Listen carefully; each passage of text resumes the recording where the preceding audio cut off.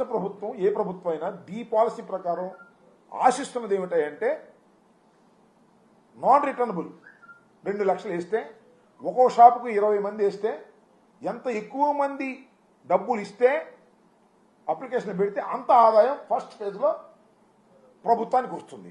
ఇవాళ అసలు ఎనీట్లా వేస్తే ఊరుకోమంటున్నారు, భయపడుతున్నారు. 30 లక్షలు కడితే మనం మిగలదేమోనని 2 లక్షలు కట్టి వేసేవాడు కూడా వెనక్కి వెళ్ళేటటువంటి పరిస్థితికి వాళ్ళు ఏర్పడింది. దీనికి కారణం తెలుగుదేశం ప్రభుత్వంలో ఉన్నటువంటి ఎమ్మెల్యేలు, మంత్రులు వీళ్ళందరూ కలిసి ఇలాంటి అరాచకాన్ని సృష్టించేటటువంటి ప్రయత్నం చేస్తున్నారు. నాకు తెలిసినంతవరకు ఇంతవరకు సుమారుగా 991 ఎన్నో షాపులకి 961 షాపులకి నిన్న సాయంత్రం వరకు ఒక్క అప్లికేషన్ కూడా రాలా. సరే ఆ షాప్ బాగోలేదని రాలేదంటే అది వేరే అంశం. భయపడుతున్నారు, స్థానిక ఎమ్మెల్యేలకి భయపడుతున్నారు, స్థానికంగా నాయకత్వానికి భయపడుతున్నారు. 30 లక్షలు అన్నాయివ్వండి, మాకు 50% వాటా అన్నాయివ్వండి, మేము చెప్పినోడు ఇస్తేనే మీరు షాపులకి కట్టండి ఫీజు, లేకపోతే కట్టొద్దు, వచ్చినా కూడా అంతే ఇవ్వాలి.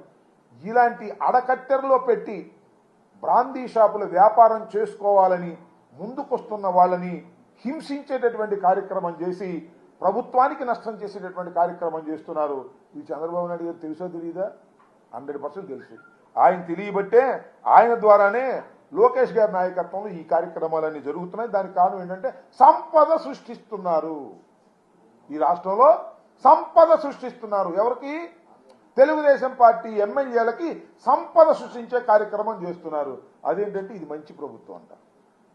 ఎంత మంచి ప్రభుత్వం అంటే తన మీద పెట్టిన కేసుల్ని అడ్డుగోలుగా తీయించేసుకునే అంత మంచి ప్రభుత్వం, బ్రాందీ షాపులకి డబ్బులు వసూలు చేసేటటువంటి మంచి ప్రభుత్వం,